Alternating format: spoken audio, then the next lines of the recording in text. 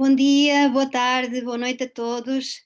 Cá continuo a dirigir-me a todos vocês, aqui de Tóquio, onde aos poucos vamos sentindo os primeiros sinais da primavera. Graças a Deus, porque é verdade que a natureza nos transmite esperança, nos transmite força de viver, entusiasmo, não é? Também para superarmos todas estas circunstâncias difíceis que estamos a viver devido à pandemia no mundo inteiro. Amanhã temos o quinto domingo da Quaresma, já nos aproximamos cada vez mais da Páscoa, próxima semana será já o Domingo de Ramos e depois disso teremos a Semana Santa, não é? Então, vou comentar um pouco o Evangelho deste domingo. Gostaria que vocês estivessem à vontade para fazer também os vossos comentários, também perguntas se alguém quiser, porque além disso eu sei que nem todos aqueles que escutam estes vídeos têm formação cristã e estejam à vontade para fazer também as perguntas que quiserem e também para fazer os vossos comentários, contar as vossas experiências. Obrigada por aqueles que o têm feito. Bom, então passando ao Evangelho de amanhã, é também o Evangelho de João, capítulo 12, e é um evangelho muito interessante porque conta a história de uns gregos que se tinham aproximado de Jerusalém e que procuravam Jesus. Ora bem, estamos já perto da Páscoa, também neste Evangelho, não é? Jesus já está em Jerusalém e em breve vai sofrer a sua paixão e morte, e é interessante porque nesta época do ano havia muitos peregrinos em Jerusalém e não só judeus, porque havia também estrangeiros que eram convertidos ao judaísmo, ou havia também aqueles que eram simpatizantes, não é? E gregos eram todos aqueles que não eram judeus, porque a civilização grega era predominante e por isso consideravam-se gregos, chamavam-se gregos todos aqueles que não eram judeus. Então, neste Evangelho, vemos como este grupo de gregos se aproxima de um dos discípulos de Jesus, Filipe, e lhe dizem: Queremos ver Jesus.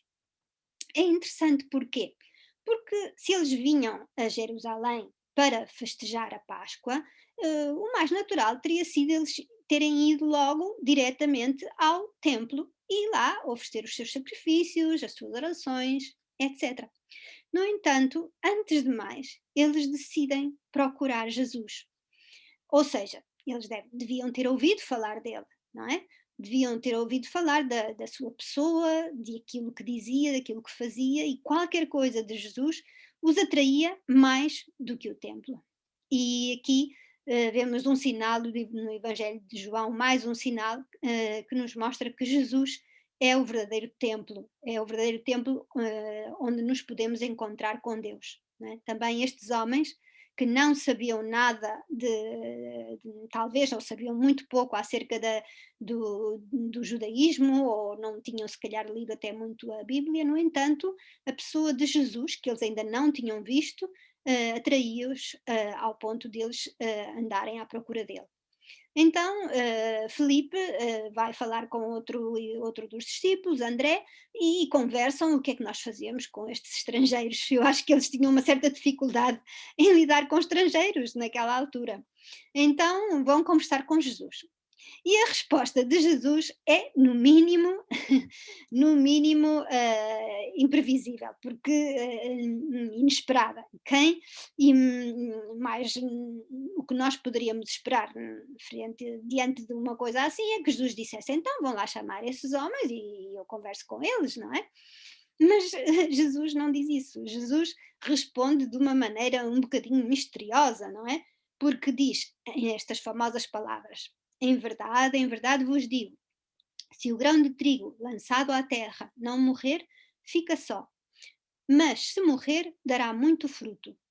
Quem ama a sua vida, perdê-la-á, e quem despreza a sua vida neste mundo, conservá-la-á para a vida eterna. Se alguém me quiser servir, que me siga, e onde eu estiver, ali estará também o meu servo. Estas são as palavras com que Jesus responde aos discípulos. Já repararam que se Jesus fosse se Jesus pretendesse aumentar o número dos seus seguidores, eu acho que ele não teria dito estas palavras, porque assim, a primeira coisa que uma pessoa ouve, se me quiseres seguir tens de morrer como eu acho que ninguém se sentiria assim à primeira atraída, não é? Por isso, isto fala-nos de que Jesus não pretendia aumentar o número de seguidores, não pretendia, não tinha esse objetivo tão humano que é muitas vezes tão, que nos caracteriza muitas vezes os seres humanos, que queremos ter amigos, queremos ter quem nos apoie, quem nos siga. Jesus não. Jesus vai mais longe, vê mais longe, não é?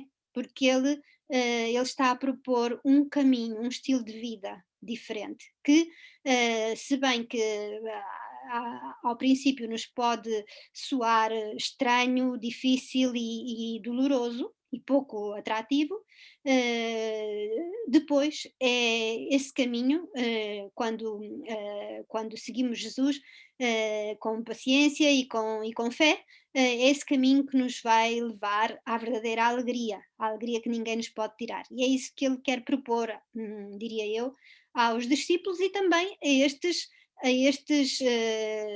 gregos, a estes estrangeiros que apareceram com vontade de o conhecer.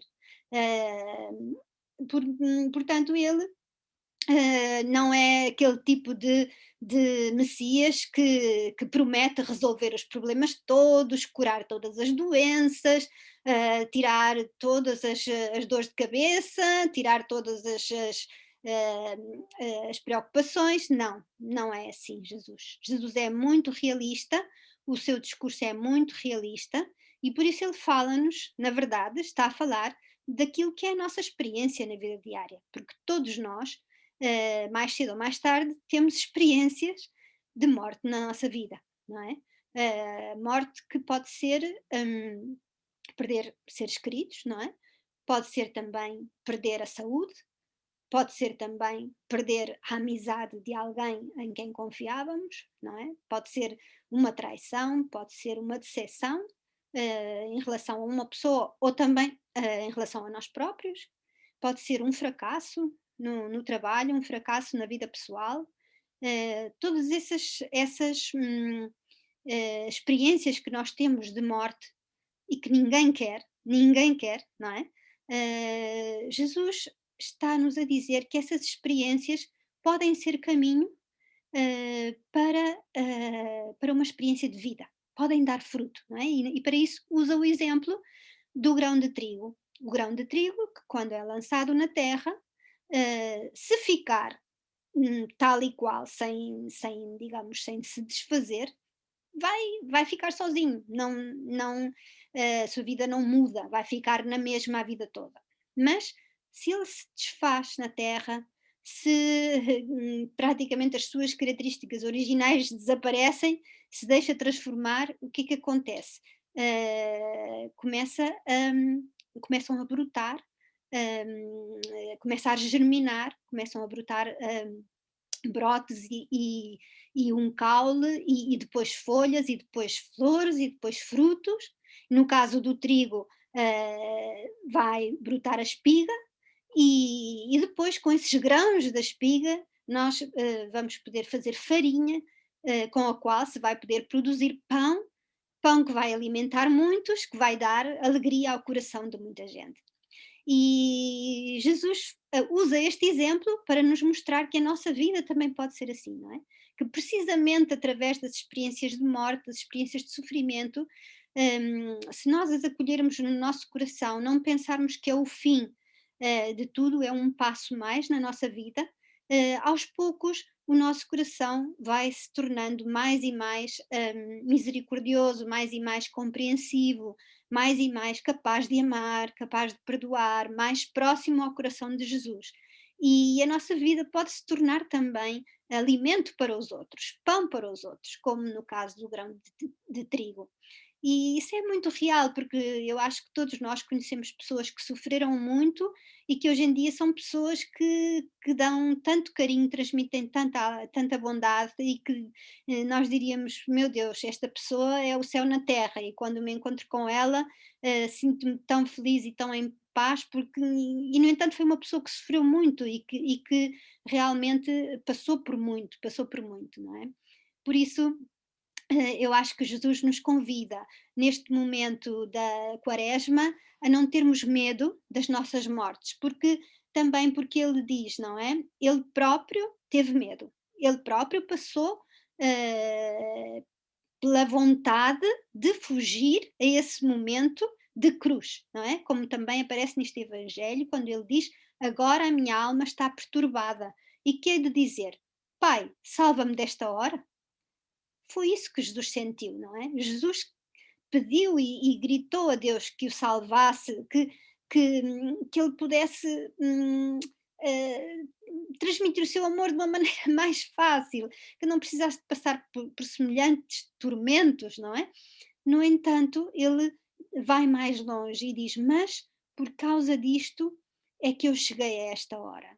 Ele compreende qual é a sua missão. A minha missão neste momento, eu preferia fugir, preferia realmente ir dormir e esquecer tudo, não é? Ou beber, não é? Como às vezes fazemos, beber e esquecer e fazer de conta que não aconteceu nada, eu já não sei, ou ir para outro país no entanto, o próprio Jesus sentiu esse desejo, mas ele foi capaz de dizer: Não, mas o meu lugar é aqui, eu, foi para isto que eu vim, foi para mostrar o amor sem condições que eu vim, e agora não é o momento de fugir, agora é o momento de enfrentar esta dificuldade e de confiar e de acreditar que o Pai vai aceitar a minha ofrenda e a vai transformar em pão que vai alimentar muitos.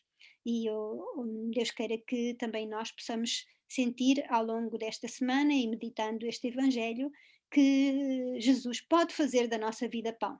Nós podemos viver amargurados toda a vida pelos sofrimentos que tivemos, ou também podemos transformá-los, deixá-los fermentar e transformar num alimento que nos alimenta a nós primeiro e aos outros que convivem connosco também.